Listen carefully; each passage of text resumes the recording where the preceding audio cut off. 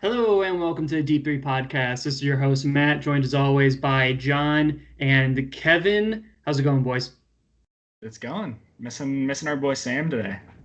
Yeah, Sam has never missed an episode, which can only mean one thing, that he's been kidnapped and is currently being tortured for all of his basketball knowledge. So if one of you fucking Utah fans decided to kidnap our boy, I got some words for you.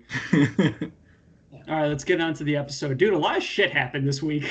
Yeah. This is a really fun week. I think like the play-in game stuff has actually done a lot to like keep people on their toes at the end of the season, and all the people coming back from injuries. Like this is a really good week of basketball. A lot of cool individual games.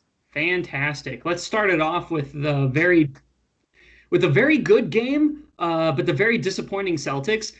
Jayson Tatum, 60-point game to beat the Spurs in overtime. That's my boy. That's my boy. Except my Jaylen Brown jersey's hanging up in the background, but that's fine. Let's go, Jayson Tatum. What seed are we seeing the Celtics ending up with, John? Yeah, I mean, so right now, let me check. So as of recording on this very Sunday, May 2nd, the Celtics are a 6 seed. They're only half a game back from the 5 seed, only 1.5 games back from the 4 seed. I think it's safe to say they're going to be a 5 seed at least. Mm-hmm. I think they're like finally finding themselves a bit. Like they have had a pretty brutal, unreliable season, and they have had a lot of like late game meltdowns. It does feel like they're hitting a groove kind of right now, especially when you have a game like that from Tatum, and Jaylen Brown's had a couple of really huge games lately. So I think the Celtics are going to finish pretty strong this year, at least strong enough to pass the Hawks for the 5th seed. That's my guess. I'd be pretty surprised if they didn't pass the Hawks. And Miami just kind of, I don't know what to think of Miami. Unfortunately, they're kind of just there at this point. Yeah, I don't know that it's their year. No, it most certainly is not. Where both of you guys? Where are we putting Jayson Tatum for the under 25 list now? Has that changed for you guys at all? I still think top 3 is honestly really good, like at that 3rd spot, because he did an awesome job. 60-point game is a huge accomplishment, but putting him over Luka and Zion, who are the first two, I don't really see that yet. I mean, yeah, like Zion maybe hasn't put up 60-point games like this, but Zion is also putting up 30-point games every night, basically. I feel like the potential of Zion and just like Jayson Tatum right now, it's just like Zion's potential is just fucking skyrocket. It could just skyrocket through whatever ceiling you want to find, you know? Exactly. Yeah.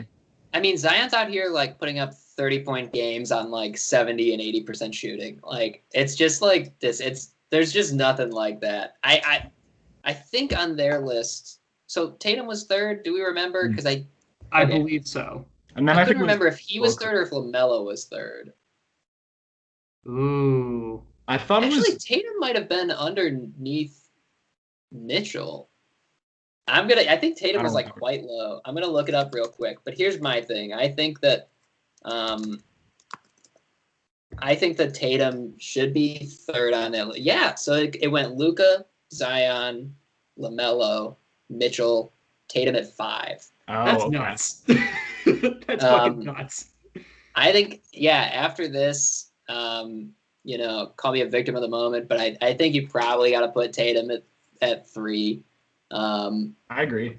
I think that feels about right. And with that said, still have so much love for LaMelo, and I'm really excited to talk about him a little bit later in this episode. But yeah Tatum, incredible game, historic game.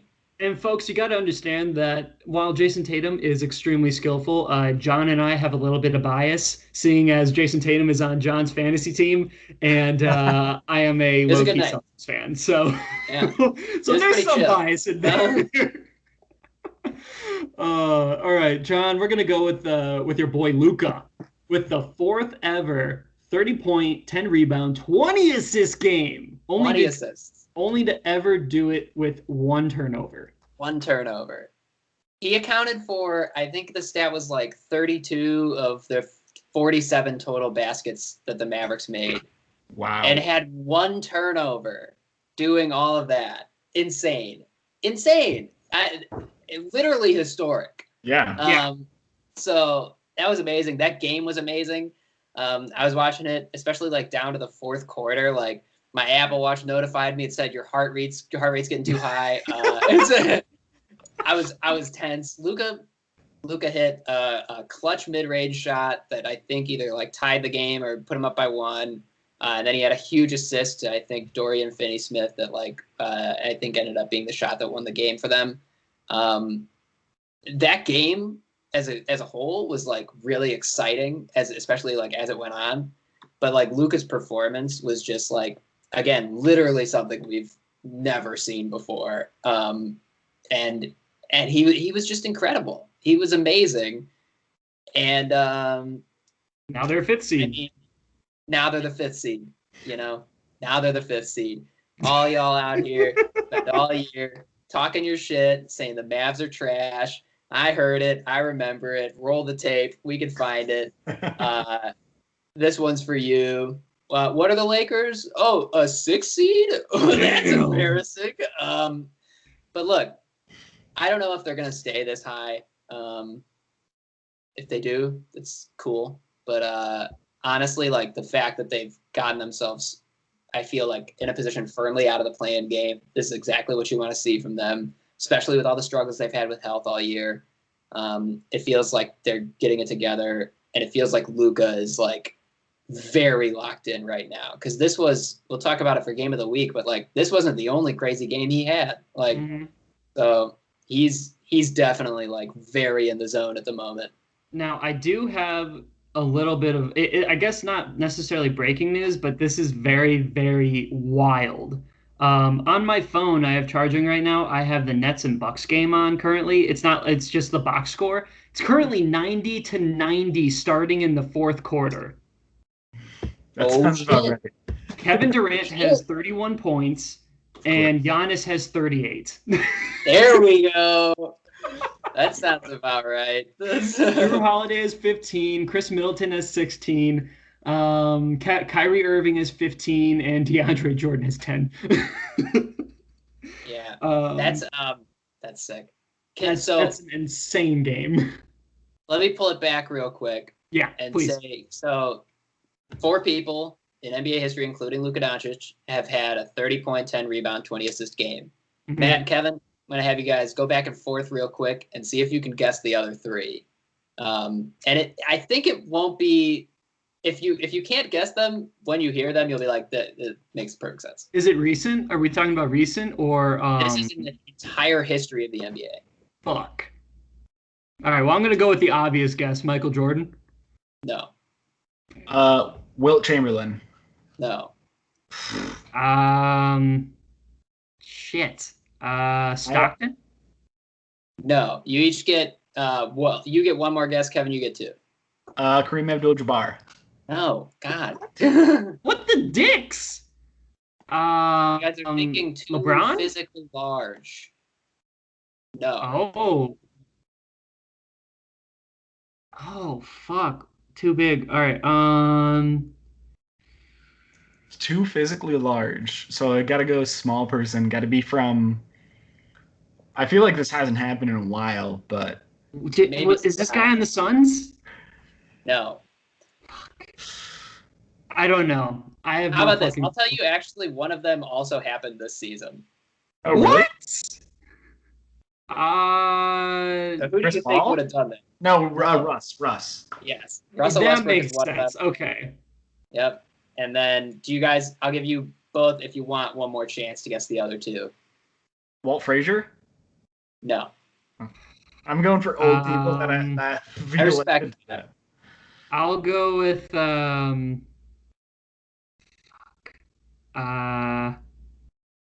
James Harden? No. That's a good guess, though. It's Oscar Robertson, Magic Johnson, Russell Westbrook, Luka Doncic. Sure. Yeah, that makes sense. Like, okay. Exactly the people you'd think would do it. But Absolutely. Yeah, speaking of speaking of insane games, we were just talking about this before the show even started. I guess Kevin Porter Jr. got 50 points and 10 assists. Kevin, he's the youngest to ever do that. Not to mention, right after being fined $50,000 for going to a strip club. Kevin, my question to you is, if the Rockets get a top 3 pick, what do you think about their future? I saw a joke about it, like on Instagram or something, like Kevin Porter Jr. is just LeBron Jr. because, or not Harden Jr. because he goes to a strip club, gets in trouble, and then goes out and drops 50 points. Like Houston is just where they were last year, just can't put it together. But if honestly, I think if they get a top 3 pick, they're in pretty good shape. I think they have a lot of young guys that are doing really well this season, but they're like a step away from actually being competitive, and they just can't put it together. The chemistry isn't really there to get good enough to get wins, and you hate to see it because you have Kevin Porter Jr. putting up these crazy points, Christian Wood putting up crazy points, Kelly Olynyk putting up crazy points, and they just can't work, and frustrating. I'm sure for them too, but I think is not on the Houston Rockets. Yes, it's not. Yes, he is. Yes, he is. Kelly Olynyk? Yes. Oh, Kelly Olynyk. Yeah. Well, now I feel like the fucking idiot. Yeah. Kelly Olynyk definitely is on the Houston Rockets. Yeah, but like I was saying before the episode, the game last night against the Warriors with the Rockets and Warriors, the Rockets were wiping the floor with them, and then Steph Curry goes off and they just absolutely destroy the Rockets. Steph and Draymond don't even play a single fucking minute in the fourth quarter. That's how badly that game was. That's a very throwback vibe for that Warriors team, yeah. Isn't it though? I do think the Rockets with a top 3 pick though. If they can get Cade Cunningham, I mean this is true for like everybody. If they can get Cade Cunningham, turns everything around. I'd be really interested if they got the second pick, if they would go with if they would take Evan Mobley to be like a twin tower situation with Christian Wood and him, because they're both like stretchy kind of bigs. At least like Mobley projects to be able to kind of have that game. Sure. So that'd be a really interesting team with like Kevin Porter as your like combo shooting point guard. But yeah, I think the Rockets are interesting, but they're just messy this year. Yeah. They're just messy. It's bad. It's not great. Kevin, I'm going to have you talk about this one a little bit. You just put it in the doc. Lonzo, future Chicago Bull, is absolutely on fire. 14 steals in 5 games. He had this first 30-point game with 11 rebounds, 8 assists, averaging quite a good stat line, my guy.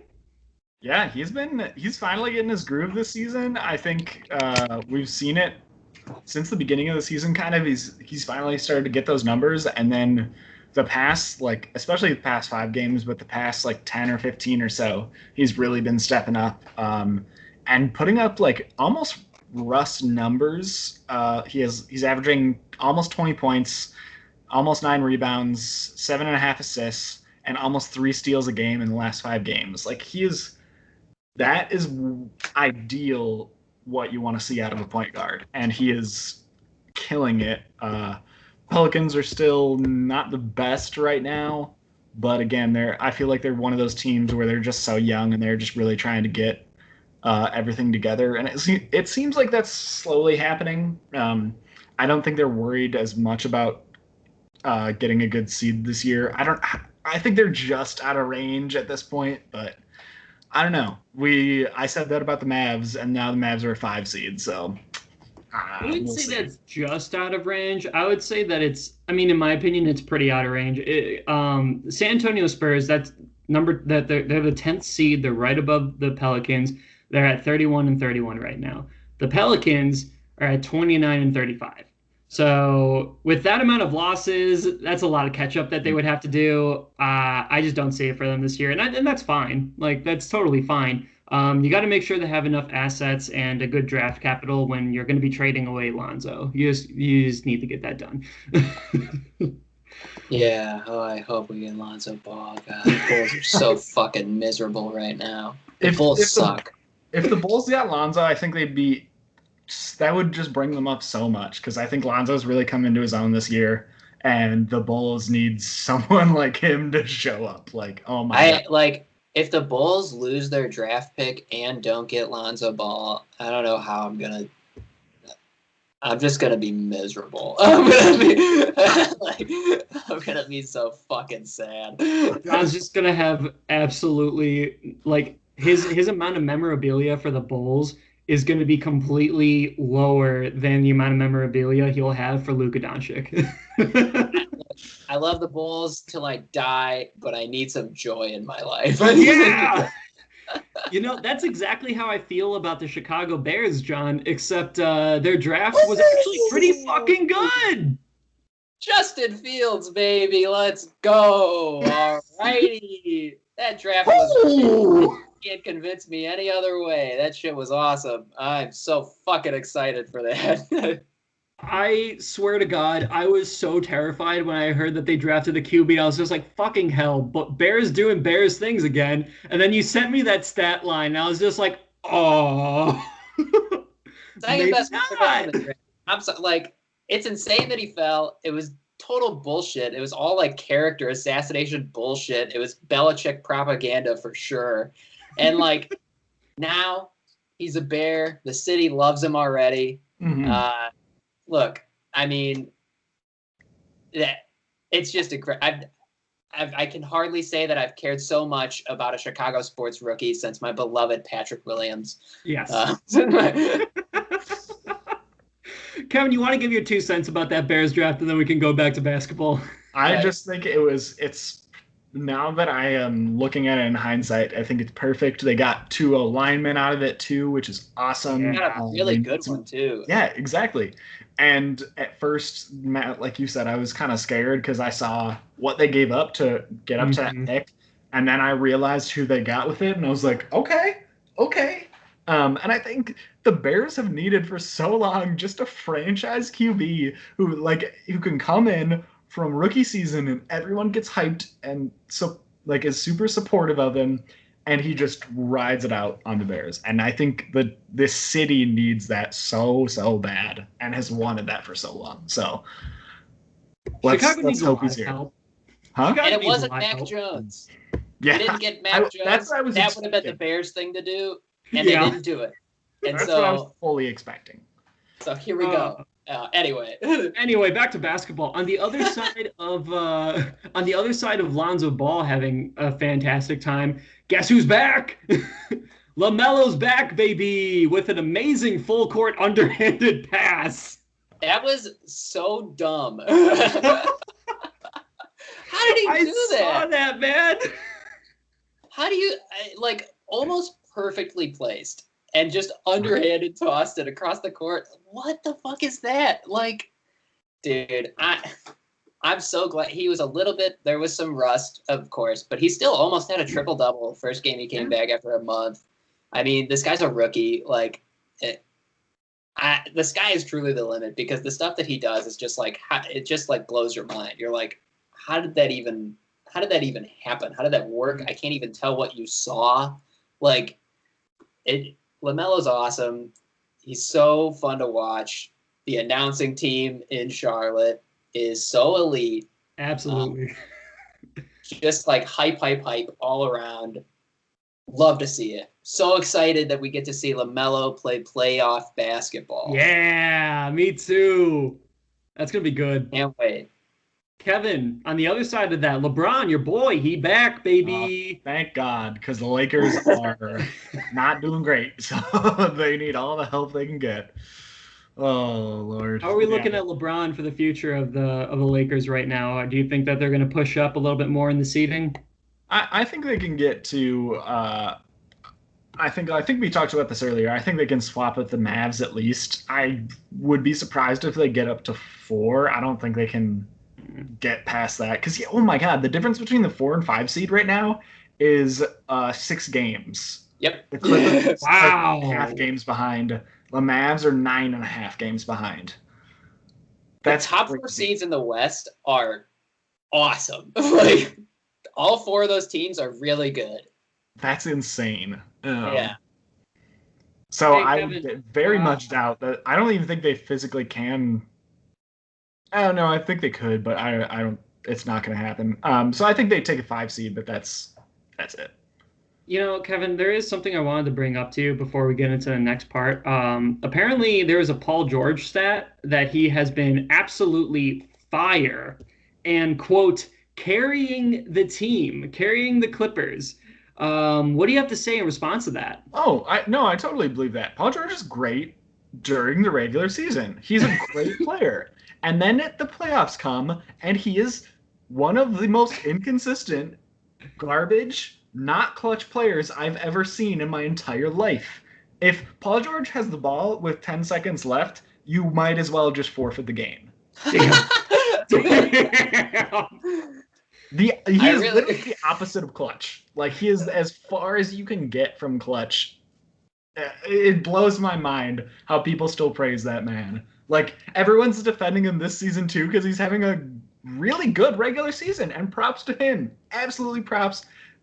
But man's trash in the playoffs. Get out of here. We're going to have like that one guy who we said, come back and talk to us in the playoffs. And Paul George is going to have one great series, and that guy is going to be all up in our mentions. I can feel it. Absolutely. But like, are we really on brand if we don't have Paul George hate? I feel like our podcast wouldn't be a thing if we didn't have that as the pinnacle of our entertainment. Western Conference, the standings are shaking up. Mavs are now a 5th seed. Denver is a 3 seed. They're starting to move up a little bit without Jamal Murray, which is insane. Clippers to the 4 and Lakers to the 6. Speaking of which, Denver 9-1 in their last 10. That's pretty fucking great. Not gonna lie. John, how are we feeling about these standings? I really think it would be very fun if we can just switch it up a little bit to get the Mavs and Denver playing in the first round and to get the Lakers and Clippers playing in the first round, because I think it would be the most chaotic first round in the history of basketball. It would be madness if we got those series in the first round, mostly because I think that the Denver Mavericks one would just be at least a little fun because they're kind of like have similar stars and like as far as like what they're kind of like the wizardry they can accomplish on a court. But like Clippers Lakers, for obvious reasons, would be a lot of fun. But hey, the Mavs Clippers, a rematch of last year's series, that was a great series. So I'd be happy to watch that again. But yeah, that'd be amazing, honestly. It's been really interesting to watch. I don't think that the West standings are gonna be like totally solidified until like almost the last day of the season. So it's which is just very funny because the East is practically solidified. Yeah, I'd say like there's some movement to be made in the East a little bit, but I'd be surprised if like there was too much shaken up. I think especially for like I think the Bulls, Raptors have no chance to get into the play-in games because the Wizards have been hot as shit. They've been awesome for some reason, and so weird. But yeah, it was just a crazy week, and I think it's going to get crazier as the season winds down.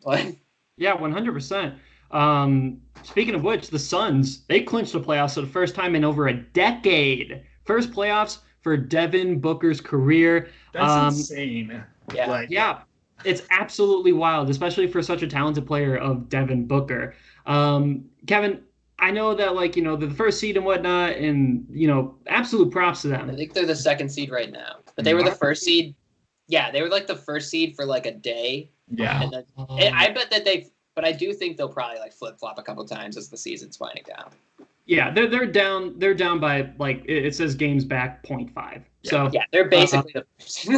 Who knows what will happen. But Kevin, obviously huge for Devin Booker. How do we see this Suns team in the playoffs? I haven't really thought about it too much until now. I'm very, very excited to see playoff Devin Booker because like last year we got a taste of it in the bubble, and oh my god, that was some of the best basketball I've seen in recent years is playoff or bubble Devin Booker and that Suns team.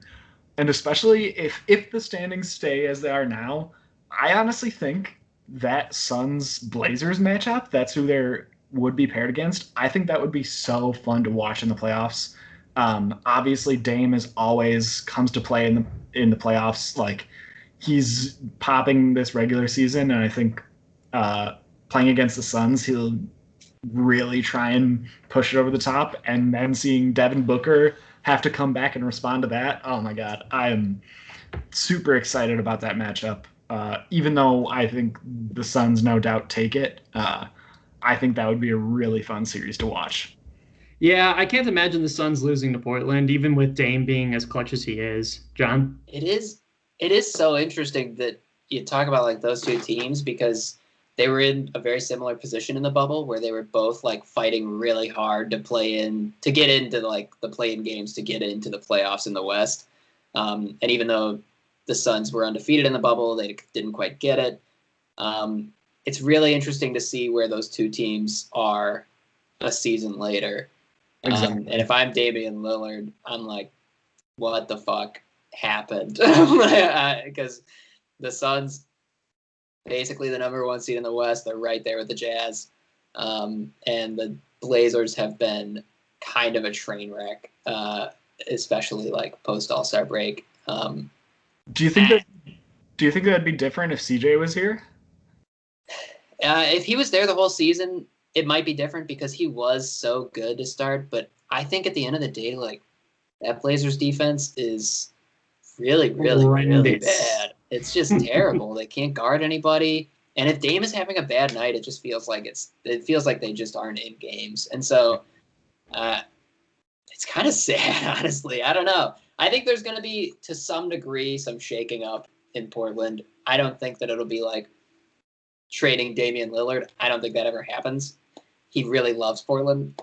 But I think that there's going to be changes this offseason because this has been really disappointing for the Portland team, I feel like. Yeah. Moving on, the Timberwolves, 6-4 in their last 10 games. Somebody's going to have to explain this to me. I do not know the new lotto rules, but because of them, they may actually be helping themselves keep their pick by winning. John, do you want to go over this really quickly? Yeah, like very high level, basically like the lottery rules that were added the year that like, I think it was the year Zion was drafted. They kind of like flattened the odds and made it so like the worst team actually has like a good chance of falling out. I think it's like a 60% chance of getting a pick outside of the top 3 or something like that. Like they have a very high chance of that. So by winning these games, like just enough games, they're making themselves not the worst team in the league, giving themselves a slightly better chance to hold into like that top 3 area, I believe, based on the lottery odds. So that would give them because I think their pick is top 3 protected. Otherwise, the Warriors get it. So if they can win, like if they can just like strike this balance that I think they're striking, it might help them to secure their pick, which would be huge for this franchise. It would be it like they need this pick. is what I will say. So the pick is pretty much just going to make them you think they'll make them a better team in the future? I think that yeah. I think with Anthony Edwards and Karl Anthony Towns, if they can convince him to stay, I think this pick would do a lot to do that. Yeah. Especially if, like, again, if they land the first pick, it's just the best case scenario. It would be a little weird if they get the second pick because that presumably is like Evan Mobley, who is a center, essentially, or a very big forward at, maybe. But, like, I think that if they can get a top 3 pick in this draft, it's just so loaded. It at least gives them a little bit more to build towards. Like, sure. Yeah. Yeah, that makes sense.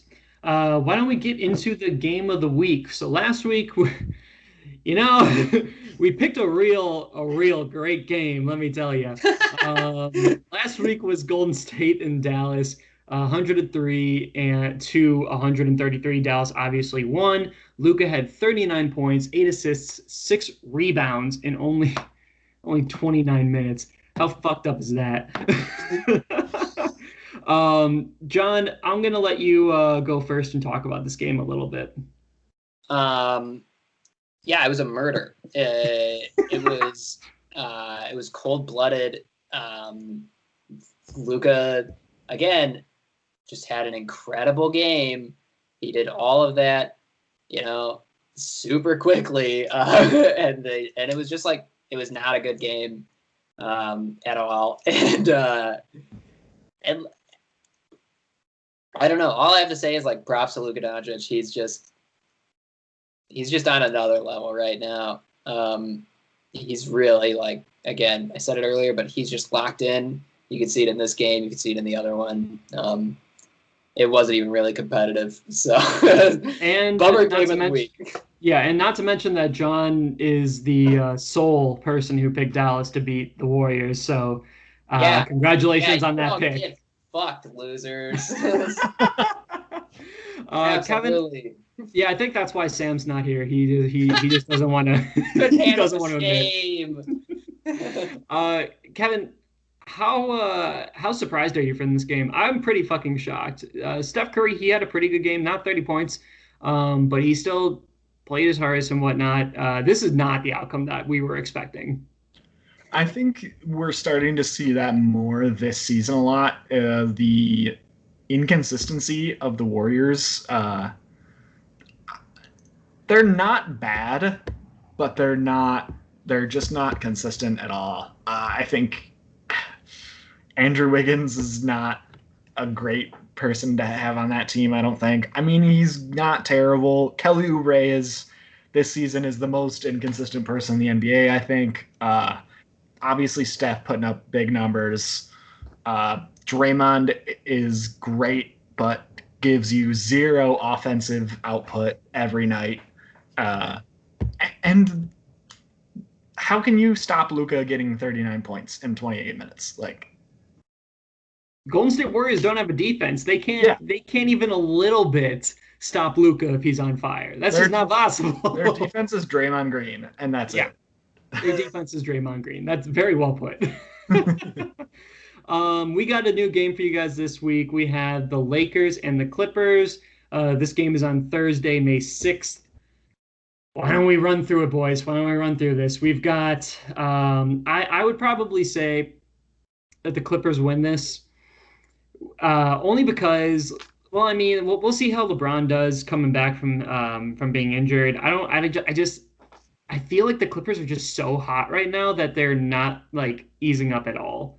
I've got the Clippers winning against the Lakers. I think Kawhi just does Kawhi. Actually, you know what? No. I think Paul George is the one that shows up for the Clippers. I think Paul George has been on fire. Yes, I know. I see the looks, Kevin. I see the disappointment.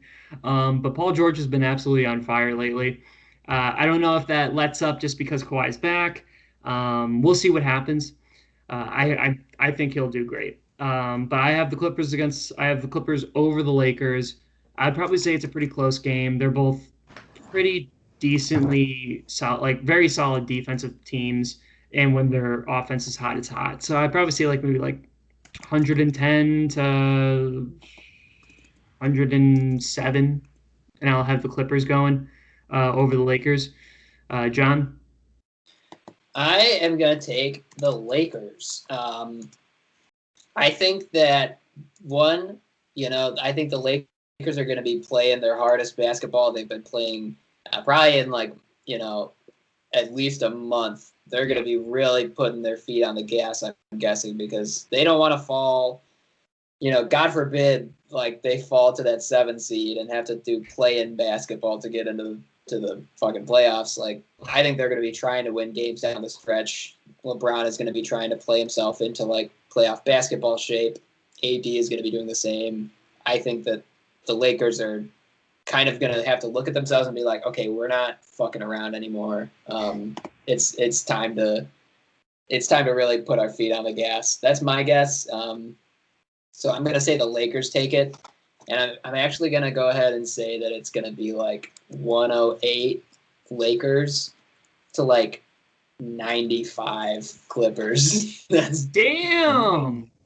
I really think that they're going to look to I think the Lakers are going to be looking to make some statements towards the end of this season. I think that people have been spending the past month writing them off. Even if they're saying, hey, when LeBron and AD are back healthy, I'm sure there'll be a threat.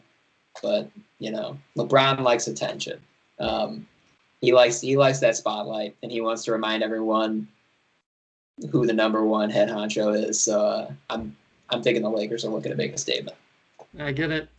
That's I didn't think about that, but that's a very solid point, Kevin. I think I know who you're going to go with. You're going to go with the Clippers.